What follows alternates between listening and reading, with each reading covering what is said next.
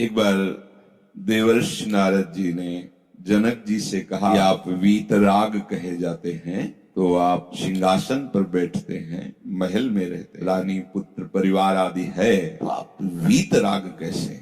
वीतराग से सीधा इशारा होता है बलकल की लंगोटी लगाए हुए या कोई दिगंबर गुफाओं में एकांत विचरण करते हुए। बोले वीतराग है, इसका राग बीत गया है। ये बहिर्मुख बात है, अंतर्मुख बात नहीं। देवर्षि नारद के ऐसे प्रश्न पर विदेहराज जनक जी ने कहा, आज विश्राम कीजिए, कल सुबह बात कर लेंगे। हाँ, अपने महल में शयन कराया, अपने पलंग पर शयन कराया और महारानी को आदेश किया कि आप देवर्षि नारद जहां शयन कर रहे हैं उसी पलंग पे शयन करें जाके। जो आज्ञा। आराम मुद्रा में नारायण चिंतन करते हुए विश्राम में थे देवर्षि नारद। रात्रि का समय और महाराज का महल और उनकी शैया। महारानी पार्श्व में जाकर लेट गई। देखा स्त्री शरीर शकील, वो जैसे शकील थी वैसे वो और शकीलती जाती, नजदीक होती जाती। जब दीवाल आई तो दीवाल की तरफ मुंह करके पूरी रात्रि व्यतीत किया। महारानी उठी चली गई। देवर्षि नारद जी बड़े उसमें गए और कहा, क्या विनोद था आपका? आपने महल में शयन कराया, अपने पलंग पे शयन कराया, फिर महारानी को क्यों भेज दिया? क्या हुआ? वो गई और लेट गई, फिर क्या हुआ? हम सकिलते गए और जब दीवाल आई तब मुझे संतोष हुआ, फिर उधर मुंह करके पूरी रात्रि व्यतीत की। ऐसा आपने क्यों किया? दीवाल मिलने पर आपको संतोष हुआ? हाँ, तो उसको दीवाल क्यों नहीं समझ लिया? उसको स्त्री क्यों समझा? बस यही राग है और यही वीतराग है। वीतराग के लिए दीवाल, पाषाण, स्वर्ण, स्त्री, भोग सब एक दृष्टि होती है, उस निर्लिप्त। यह सर्वत्रा नभिस्नेहा, स्नेह रहे। श्री सुखदेव जी महाराज, उनको ब्रह्म तत्व का अनुभव हुआ तो प्रमाण चाहिए कि जो मुझे अनुभव हो रहा है वो सही है नहीं। भगवान व्यास देव जी के पास गए। भगवान व्यास देव जी, इसीलिए गुरु के बिना बात नहीं बनती। भगवान व्यास देव जी ने देखा कि अब इनको आवश्यकता है प्रमाण की, तो प्रमाण गुरुदेव देता है। तो उनका, तुम्हारे इस हृदय की वृत्ति का समाधान विदेहराज जनक जी के द्वारा होगा, आप वहां जाइए। दिगंबर रहते थे, नंग धड़न, 16 वर्ष की हर समय अवस्था, कमल नयन, अद्भुत सौंदर्य श्री सुखदेव जी का। जनक जी के महल में कभी संत महात्माओं के लिए रोका नहीं जाता था।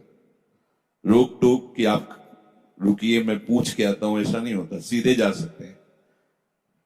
लेकिन त्रिकालज्ञ श्री जनक जी आदेश कर दिया, परमहंस पधार रहे, रोक देना। प्रथम गेट में ही रोक दिया गया। अद्भुत श्याम वर्ण की शोभा, कमल नेत्र, दिगंबर, ब्रह्मानुभूति टपक रही उनके स्वरूप से। रुक जाइए, खड़े हो गए।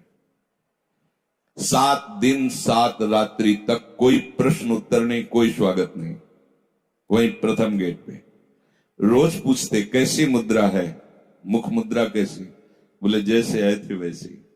7 मिनट हो जाए तो गुस्सा आ जाएगी। ये क्या मतलब है? कोई बात नहीं, कोई कुछ नहीं, बस रुक जाइए। अरे बोलिए ना, मतलब क्या बोले वहां से?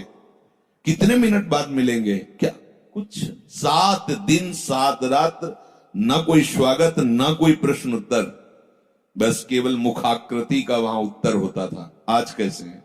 वैसे ही है।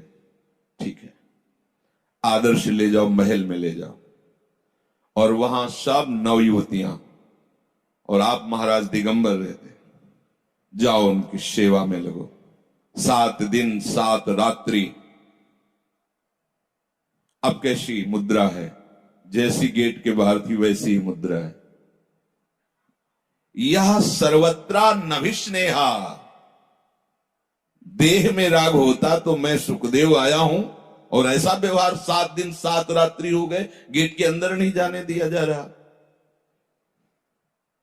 अगर भोगों में राग होता तो 7 दिन 7 रात्रि 9 युवतियों का संयोग और कहीं मन में कोई हलचल नहीं, ये वीत राग मुनि है। जनक जी ने आदर करते हुए फिर उनको पास और बोले, जो वस्तु तुम्हें प्राप्त है वही पूर्ण है। बस इतना ही था। श्री सुखदेव जी के गुरुदेव जनक जी हैं, बस इतना ही प्रमाण कि जो वस्तु तुम्हें प्राप्त है वो पूर्ण है, क्योंकि ये लक्षण होते हैं पूर्णता के, ये सिद्ध पुरुष के लक्षण होते हैं।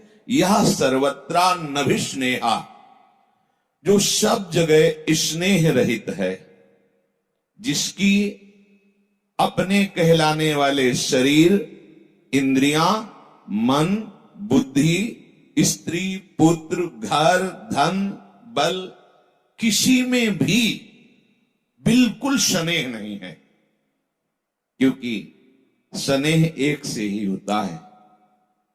अब वो शब्द में जो विराजमान एक है, अब उसमें स्नेह हो गया, तो अब कहीं और स्नेह की गुंजाइश नहीं। ना ही न रहे हो हीमा ठौर, अब जगह नहीं रह गई है गोपी जन के। ना ही न, तुम्हारे उपदेश की अब गुंजाइश नहीं रह गई उद्धव जी। ना ही न रहे हो ही मान, नंद नंदन अछत आगे, वो विराजमान हो गए। कान भय प्राण में, प्राण भय कान में, ही में न जान परे कान है कि प्राण है। ना ही न रहे हो ही मान,